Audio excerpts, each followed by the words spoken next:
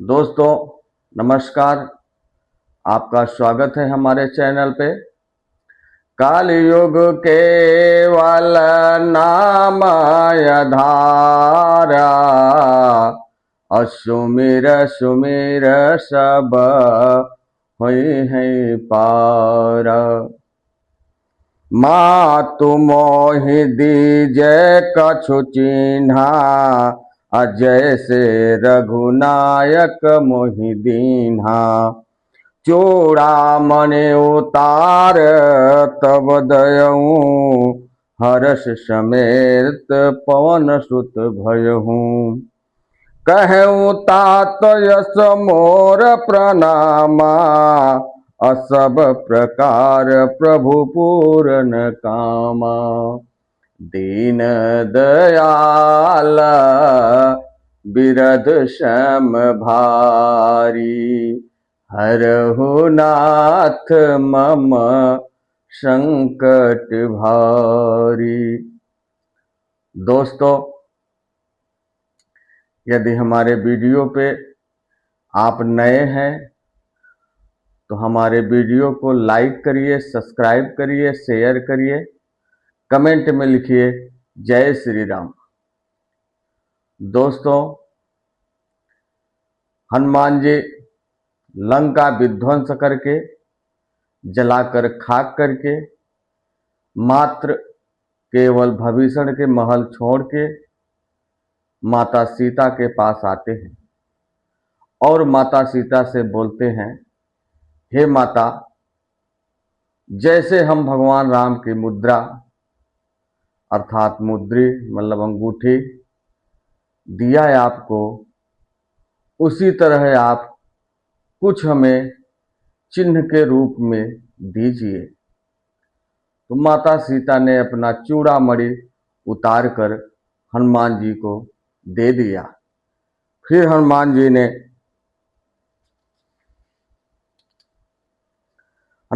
ने माता सीता से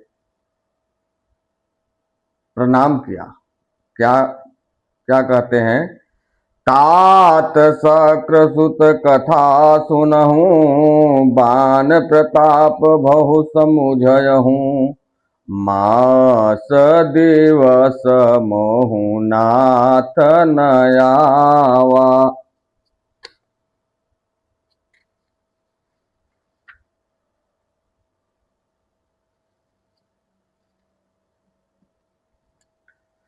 तो पुनि मोहि जियत नहीं पावा।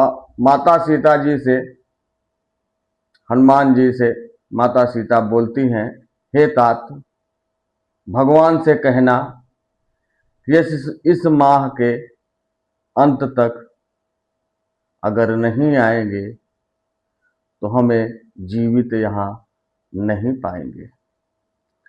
कहूँ कपि कहीं विधि राख्यहूँ प्राणा, अतुमहु तात कह सब सब जाना। तुहि देखी शीतल भई छाते, पुनि मो कहूँ सोई दिन सो राती। हे हनुमान, कहो मैं किस प्रकार प्राण रखूं। हे तात, तुम भी अब जाने को कह रहे हो। तुमको देखकर छाती ठंडी हुई थी, फिर भी वही दिन और वही रात। जनक सुतहि समुझाय कर, बहुविध धीर हूँ दीन। चरण कमल सिरुनाय के, कपि गवनौ राम पहि कीन।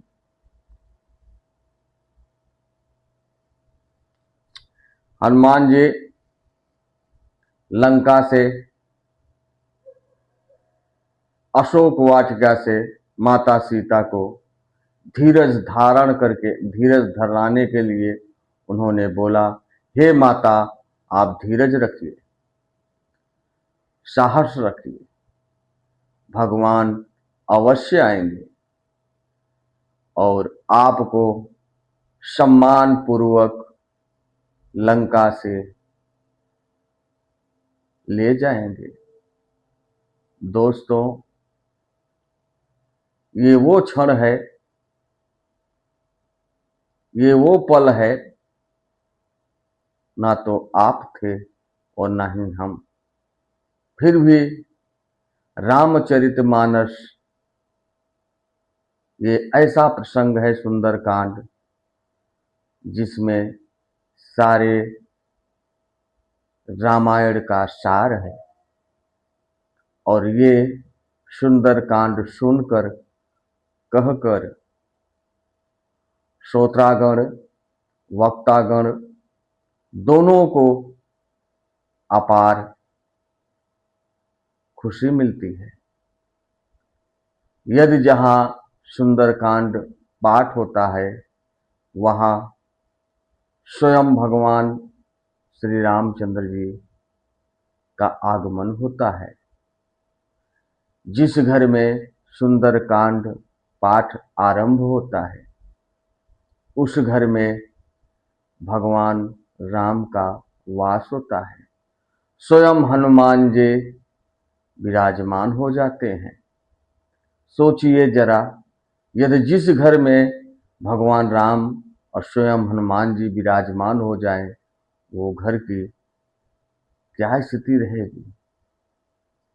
दोस्तों, सुंदरकांड पढ़िए और दूसरों को सुनाइए, खुद सुनिए। यदि आपने ऐसा किया, इसका समय निर्धारित करके आप एक दिन चयन करिए। इनका दिन है शनिवार या मंगलवार। चयन करके सुंदरकांड कहिए और पूरे परिवार को साथ में बैठाकर उनको सुनाइए। ऐसा करने से हनुमान जी की विशेष कृपा आप पर, आपके परिवार पर सदैव बनी रहेगी। उनका आशीर्वाद मिलते ही आप हर क्षेत्र में, हर कार्य में प्रवीण हो जाएंगे। आपका मानसिक तनाव शीतल में परिवर्तित हो जाएगा। नॉर्मल रहेंगे आप।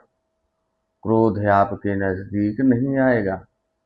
दोस्तों, ऐसा शास्त्रों में बताया गया है और हमारा सनातन धर्म भी यही कहता है कि यदि आप जहाँ पे भगवान राम का कथा होता हो, वहाँ स्वयं भगवान भोलेनाथ भेष धारण करके बैठ जाते हैं भगवान राम की कथा सुनने के लिए।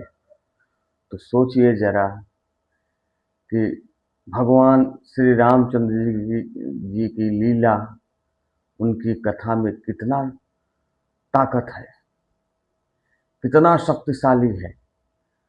कि त्रिलोक रचयिता भगवान भोलेनाथ और भगवान श्री रामचंद्र जी और हनुमान जी अगर आपके घर में आकर स्थान ग्रहण कर लें, जिस घर में स्थान उनका ग्रहण हो जाए,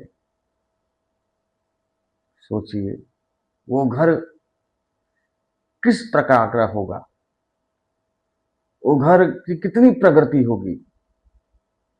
जैसे अर्जुन का रथ स्वयं नारायण चला रहे थे, तो विजय अर्जुन का हुआ। त्रिलोक रचयिता स्वयं सर्वशक्तिमान भगवान श्री कृष्ण अर्जुन का रथ चला रहे थे। दोस्तों, हृदय से, आस्था से, विश्वास से यदि आप रामचरितमानस पाठ कहें और सुनाएं, श्रोता को भी और वक्ता को भी दोनों को लाभ मिलता है। दोस्तों, मेरा 6वां भाग यहीं समाप्त होता है। आगे कल आपको मेरा 7वां भाग आपको प्रस्तुत करेंगे। हमारा वीडियो, हमारा प्रेम यदि आप तक पहुँचे, इसे लाइक करिए, सब्सक्राइब करिए, शेयर करिए। जय श्री राम, जय माता दी।